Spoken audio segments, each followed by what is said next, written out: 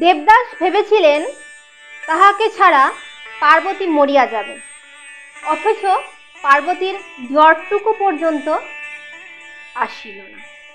আসলে পুরুষের কাছে যা কিছু সহজে ধরা দেয় তাকেই পুরুষ ভীষণ সহজলভ্য, সস্তা ভেবে ফেলে।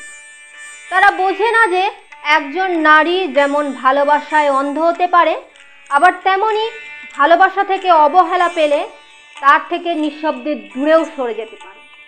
এইভাবে পুরুষ তার বারবার একটা সময়ের কাঙ্ক্ষিত নারীকে হারায়। আর এই চরম সত্যটাকে সময় থাকতে না বোঝাটাই ছিল দেবদাসের জীবনের সবচেয়ে বড় অভিশাপ, যার ফল সে জীবন দিয়ে ভোগ করেছে। তাই আমার কাছে শরৎচন্দ্রের দেবদাসের মোরাল অফ দ্য স্টোরি হলো সহজলভ্য মানি সস্তা নয়। নমস্কার।